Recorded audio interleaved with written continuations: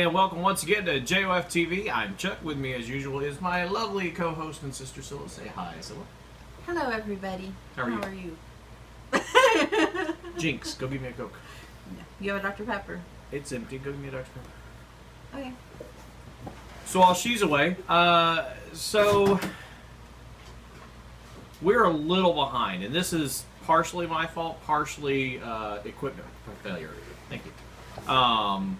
We actually recorded this already, but something happened to the video and it no longer exists. Thank you, iPhone. Thank you, iPhone. So we're re-recording this. This is going to be just a quick and dirty wrap-up of our experiences with the San Antonio Comic-Con, and in anticipation of hopefully, well, we're pretty sure, at going to the next one. Basically, we're going to talk Wizard World this episode. Yeah, Wizard World. Woo! And before Wizard. And before we get into it, Wizard. You're a wizard, Harry. I want to take a moment to thank the amazing people at Wizard World. Everyone we've worked with has been so wonderful, from the contacts that I had via email setting everything up to the people that actually helped us out on the floor. We did have a panel at Wizard World San Antonio this year, and everyone there was just so nice and helpful, very professional, very wonderful experience. Hi, Jeff. So, you've had fun messing with him. I had fun messing with Jeff a little bit. If you haven't seen the video of our panel from San Antonio, take a moment and go watch it. There is a guy from Wizard World who was our liaison in the room, and his name is Jeff. And he came in just to make sure we were getting started fairly well, and I kind of gave a shout out to him in the middle of the panel, and I think embarrassed him a little bit. I think you did. I don't care. I can give a damn. Great guy. Great guy, yeah. Very helpful. Shorter than I was, though. That surprised me. Yeah. It always shocks me when I come across a guy that is shorter than me, because I'm kind of short. They do exist. They're out there, and it makes me feel good. So, the panel, we did cover fan fiction again, although it was slightly updated, slightly modified, slightly longer. Yeah, we first of all, like you said, it's updated. We tweaked it a little bit there. We added some information, some of which we had actually gotten from the previous panel, the audience participation. Well, yeah, and that's there's so many fun things of the panel, I couldn't list them all. But one of the fun things is that while I hope the panels are learning and informational experiences for the audience, both panels we've done have been learning experiences for me as well, and that's a lot of fun. Yeah, we just not only are we getting more comfortable doing them, but we're picking up more information that we can share the next time we do that similar topic. Exactly. So we did cover fan fiction again, although I don't think it's a stretch to call it a bigger and better fan fiction panel. I think it was. It was certainly bigger, and from a certain standpoint, also better because the audience participation. Number one, the audience was more stable and larger. While we had a really nice turnout. Yeah, we really did. I think the numbers were probably comparable to both years. However, last year we weren't able to keep them in the room as long. They either came in later or came in early and left because they had somewhere else to go or whatever. And I think part of that fluctuated more than this year did. Part of that was timing. We didn't have a great time slot last time. It was the first panel of the convention. People were still checking in. People were wanting to get to that convention floor. Yep, absolutely. So it was, but even then, it was a good turnout. With this, we had a much better time slot. It was Saturday morning. It was about an hour after the convention floor had already opened for the day. Right. So people came and stayed longer. Exactly. Stayed for the whole thing. They weren't in a hurry to get somewhere else. So that was nice. Not shy about participating with after I asked them to come forward. It was weird. I wish I'd had a camera on the crowd at the time because everybody was in this horseshoe nobody it wanted the center front. It reminded me of school. Everybody wanted to be in the back row. Right. We call them back row Baptists back home, because they come in and they sit on the back pew. It's because they're the first ones out the door when the sermon's over. But anyway, so made them all come forward, and then they got into it. It was a great fun discussion. It was an awesome audience, the first time we had a good audience too. But a lot of their questions were more legal based, things that we're not qualified to answer just because we're not lawyers. Sure. This time around, it was a lot more discussion about the actual writing, questions from other writers about my writing, and different tricks that I use. So, and that's fun for me. I mean, that's why I talk about fan fiction on these channels. I'm not a lawyer. I'm a writer. I write the stuff. I like talking about that, and so I loved the questions we got this time. I felt like we had some great discussions. Yeah. It was an all-around very enjoyable panel. Now, so if you haven't watched it, definitely go watch both versions of the panel. Watch the Austin one from last year. Watch the San Antonio one from this year. And you'll get a different experience each time. Yes, it's the same basic topic, but it goes in different directions. And yes, so it that's really kind does. of interesting. And that's the fun thing about the panels as opposed to doing what we do here in the studio. And obviously, I love what we do here. But doing it in front of an audience, you can talk about the same thing, but once you get started, it goes in different directions because you have that immediate audience reaction. It takes on a life of its own. It does. Absolutely. And that's a lot of fun. As far as the convention itself, I have to say the convention center in San Antonio way nicer than the one here in Austin. Absolutely. Much bigger, much nicer. Henry B. Gonzalez is a huge and really nice convention center down in San Antonio. It really is. I forget the name of the one here in Austin. Austin Convention Center. Is it just the Austin? Okay. The Austin Convention Center, it's not nearly as big. It's not as well put together, I guess you could say, as far as, I don't know. I think it's just because it's not as big. They're both, the layout and everything works for both of them. It's just that Austin's not as big a convention center. No, and it's not as updated. It's not as nice. Right. It doesn't have some of the facilities that San Antonio has. So the convention center itself, there was no comparison. Right. Now, the convention itself was a whole nother story. And that struck me as odd, and we discussed that a little bit when we were down there. The turnout for Austin was last year was way better than this year at San Antonio, and and there was more stuff on the floor to begin with. Yeah, while the convention center in San Antonio was bigger, the convention in Austin was bigger. It used every bit of excuse me. Every bit of floor space that it possibly could. Mm-hmm. It was packed. And in fact, we even talked about it. It was almost too crowded in Austin. So had Austin had the similar layout that San Antonio had, it wouldn't have felt as crowded. It would have been perfect. Yeah, probably. But yeah, it was way more people. It was the vibe was kicking the whole time we were there at Austin last year. There was always just this level of energy that never really ebbed, and in San Antonio never even reached that level. Yeah, never even came close. And even when it did start to rise, it just went right back down. And the thing about, I think, has a lot to do with the location, though. I mean, San Antonio, in and of itself, it's a different kind of city than Austin. Really is. It's a different culture altogether. Very different culture, very much so.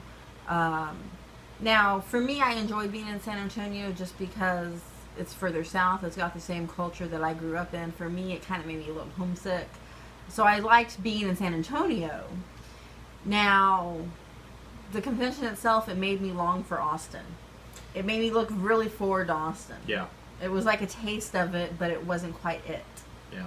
I was kind of hoping that we would get a chance to do a lot of on-the-floor interviews and kind of make one episode of just interviews. Unfortunately, we didn't have that opportunity. It just there wasn't enough. I guess the biggest problem I had was it didn't feel like there was enough approachable people, whether they were in costume or just there weren't visitors or people in booths. Well, and the thing about Austin is it's a friendlier city anyway. Really is. Texas is known as a friendly state, and it is a friendly state. However, the further south you go, the culture changes, and it's almost like it's not really Texas. You kind of have to get north of San Antonio before you get that friendly Texas vibe. If you go too far south, people do get unapproachable and very to themselves. And we definitely ran into that there. And when you do an interview, when, we're going to put something together for you guys, we wanted to have some energy. We want to go to people that are interesting and have that energy, and there just wasn't a lot of people like that. Yeah, as far as the booths go, the only one that I was like, I really kind of wanted to do an interview with that guy, but didn't get a chance to, was the Sugar Gliders guy. And that's just because they were too busy. They were very approachable, very nice. Very approachable, very nice, and I wish I'd had a chance. They were just so busy, and by the time they got unbusy, I was already gone. Yeah. So. We did get a few interviews, though. Yep, we got a few, and in fact, we're going to tack those on to the end of this. Right.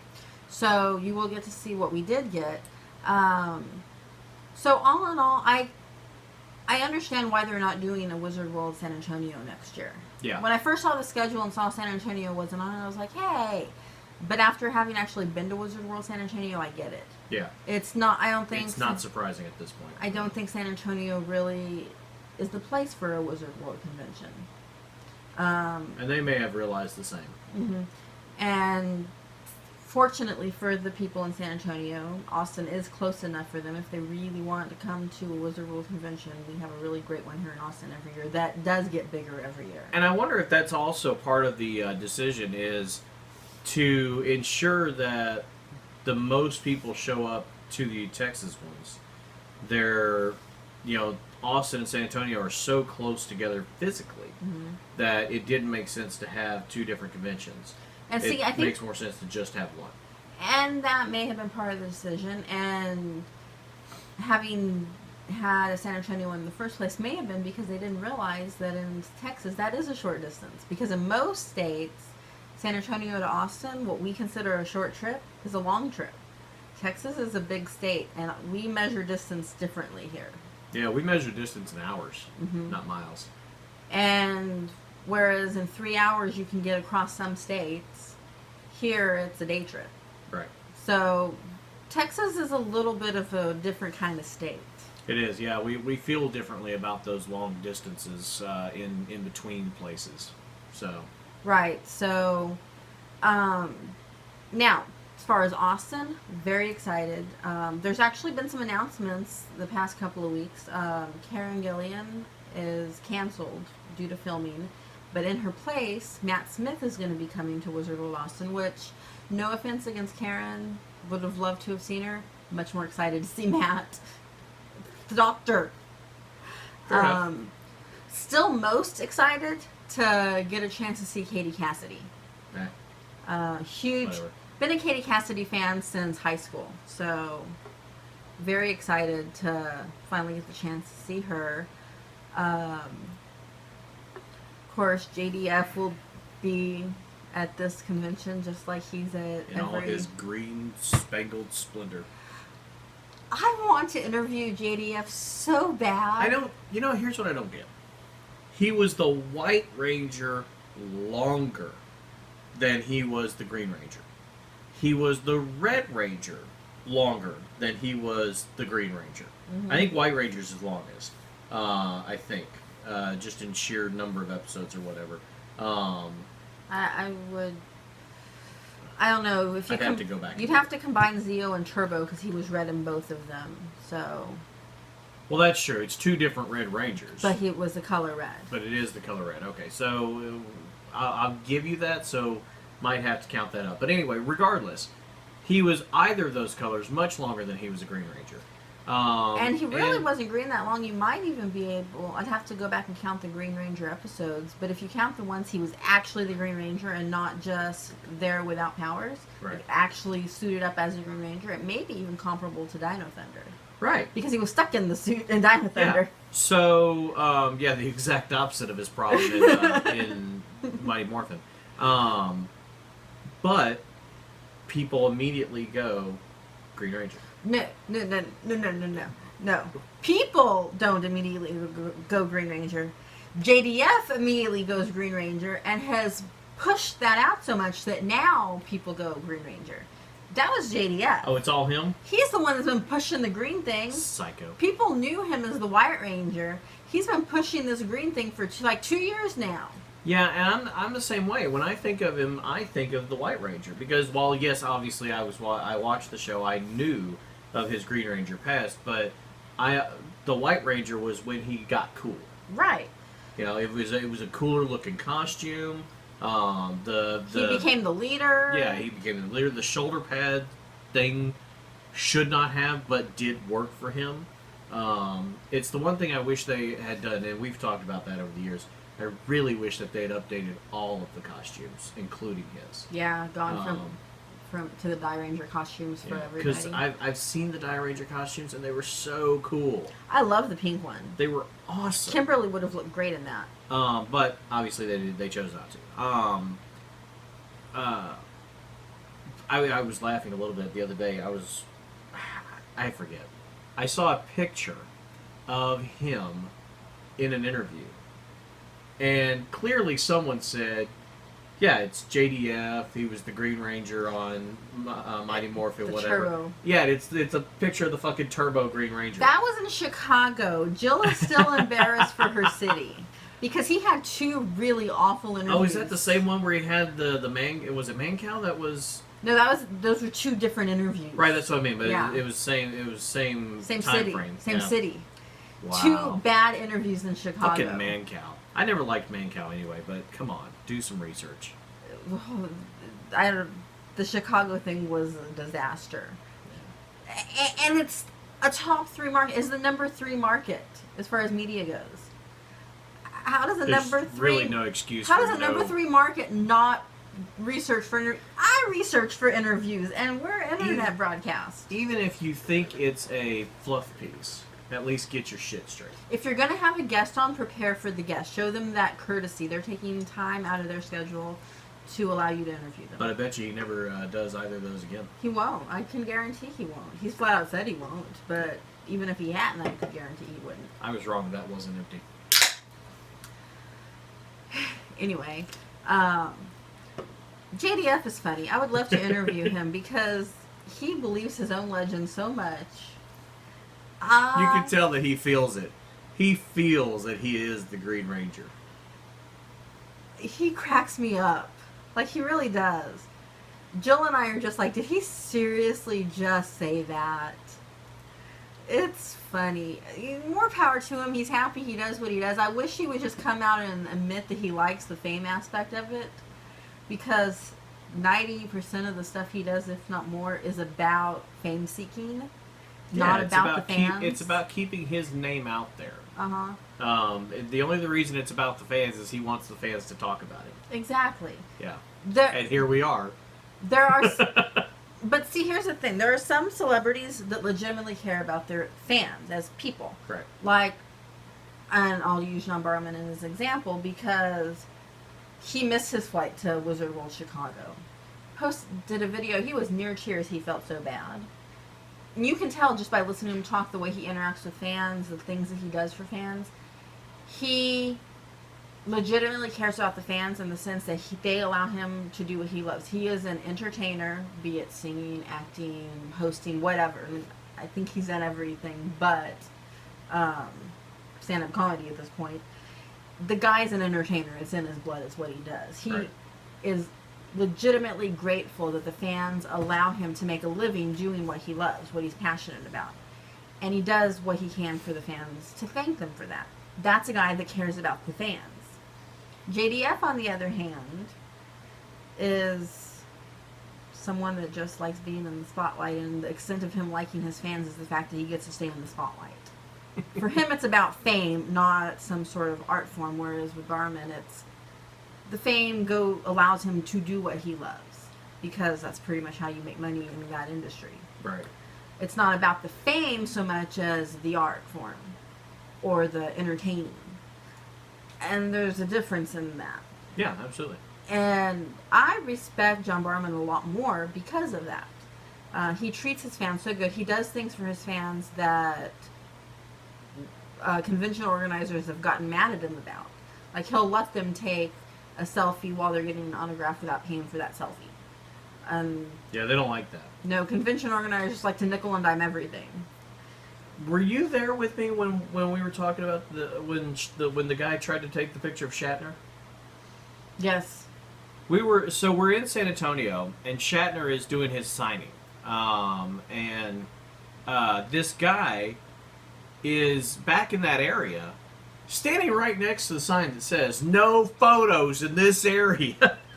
He takes his camera and does this, kink. Not even trying to hide it. No, not subtle at all. Not pretending he's texting and... Yeah. Like I do for a pretty girl. Unless she's walking away, and then I'm just like... Anyway. I'm kidding. I'm not a creep. I promise. Much. So anyway, he takes this picture of Shatner, and I saw just immediately, like they're robots with camera sensors or something. I don't know, but this Wizard World bitch, and I use that term intentionally. Walks over and just lays into him, and makes him bring up the app and show that he is deleting the photos in front of her. Instead of just saying, look, you really can't do that, I need you to leave. There are ways to handle it, and that's why I call her a bitch. It's not on Wizard World, it's on her. She handled it poorly. But she does. She just flips her fucking lid and makes him move on, but not before showing her that the pictures were deleted. Mm-hmm. And I'm like, really? Oh, bitch. You come at me like that, we gonna have a fight. Now, I'm in the wrong for taking the picture. I agree. That's fine. But you can handle it better. Mm-hmm. So I just think that I felt bad for the guy. Yeah, he broke the rules, but she could have handled it better. Whereas, see, if that had been in Barrowman's booth and he'd have seen that, he'd have been like, dude, just let him go. He may have even said, hey, just come here, I'll take a picture with you. And he would, and he has. Yeah. Much to the discontent of convention organizers. He's gotten himself in trouble to please the fans. And there's a lot of celebrities that will do that. They don't mind taking pictures. And it depends on, sometimes it depends on the person. Sometimes it depends on the industry that they're in. Mm-hmm. Because celebrity, obviously, there's more than one type of celebrity. But like, and we'll get off track for just a second. So like Tobey Maguire, for example, is a shithead about people coming up to him and saying, "Oh my God, you're Tobey Maguire. Can I get his autograph?" Whatever. He's an asshole about it. And same thing with a lot of people. Now, that being said, there are some who have a bad reputation undeservedly, and Will Wheaton's one of them. Will Wheaton got a bad reputation for a while about the way he handled the fans, and it wasn't so much that he was a jerk about it, it was that the fans were assholes to begin with. When you are a celebrity, it's expected that people will recognize you and will come up to you, and I guess it does get old after a while. But when you're sitting at dinner with your wife and son, you don't want to be disturbed. And that's what was happening. And the only time you ever heard a bad story about it is, I saw Will Wheaton at this restaurant. He was a real asshole to me. All I wanted was an autograph and a picture. Well, all he wanted was a peaceful meal with his family. Get him after he's done, And he's even said that. He goes, you come up to me when I'm just walking on the street, I could give a damn. But if I'm sitting at a meal, let me enjoy my meal. And so some celebrities get a bad reputation for that, but some are just assholes. Mm-hmm. But John is the other side. He doesn't care what he's doing. Just, come on, bring it on. He is, and he's such a great guy. His panel was the highlight of San Antonio for me. Right. He's so funny and so flamboyant and fun, and not at all like the masculine leading man characters that he's known for playing. has a huge crush on Stephen Amell and is not afraid to talk about it. He talks about how Stephen will be on the Arrow set working out or prepping for a physical scene in the Arrow cave or whatever, and he'll just be sitting there watching, looking at him, and Stephen will be like, John, don't you have somewhere to be? No, I'm good. I'm good. Keep on. Funny stories, hilarious. funny guy, love him. Would love to see him again anytime. Such a nice guy. Would love to talk to him. Yeah, he's not coming to Austin, is he? He's not coming to Austin. The Arrow cast member we're getting is Katie. Stephen Amell was supposed to come and canceled due to filming. Much rather see Katie anyway. I'm sorry, Stephen Amell cannot act his way out of a paper bag. I am not a fan. Okay. Anyway, so San Antonio was fun. That was a highlight for me. Austin, I'm looking very forward to, because Austin, for me personally, is going to be big. Austin's going to be number one. Like we've said, Austin is bigger anyway. Austin is a bigger convention anyway. There's more stuff. There's better vibe. I'm going to have some friends going with me this time around. We're planning a little differently this year. No last minute. Chuck's coming after all things. Right. We have a panel in the works that's bigger and better than anything we've ever done. So that's exciting. Hopefully, more news about that to come later. Yeah. As we know more and it gets closer to the date, we'll give you more information about that. Right. Then hopefully we'll be able to bring you some updates from the convention floor where we do get more interviews this time around. And that's another thing about Austin is San Antonio, we had one day to get everything. And it wasn't a great day. I can't imagine that either of the other days was any better, but we had one day in San Antonio. Austin, we have 3 days. Yeah, we're actually going to be available all 3 days. Mm-hmm. One or both of us will be there all 3 days of the convention. Not necessarily the whole day, but all 3 days of the convention, one or both of us will be there. I'll be at the convention most of the time. The only time I'm planning to cut out early is Friday. We are going to leave a few hours early. My friend Jill's coming in, and we're going to catch a Texas Stars game that Friday night. Sure, so live hockey, gotta have it. we'll be cutting out early that day. But the rest of the time, Jill and I will pretty much be at the convention, either at a panel or on the convention floor. I'm also taking the time off from work, so I'll be there most of the time as well. So, keep an eye out. If you're coming to the Austin convention, keep an eye out for us. We'll be there. Yes, absolutely. And we love talking to our viewers, love talking to fans. Not that I would qualify us anywhere near celebrities, but as far as our fan base goes, I'm always happy to talk to fans. Absolutely. Unless I've got a piece of pizza in my hand. And then back off. You only have to wait like 30 seconds. I will say that as far as the being approached for someone by someone for a picture while you're eating is a little odd. That happened to me last year at Austin Comic Con, because whenever I'm in cosplay, obviously I get approached for pictures, and I don't mind it because I like pretending to be a celebrity for a day. It makes me happy, and I do not mind at all someone to take a picture with me. Someone did approach me while I was eating lunch. And keep in mind that when I say I'm eating lunch, I don't eat pizza, or I eat Atkins bars. So I'm sitting there eating my little Atkins bar that would have taken me like 2 minutes to finish eating.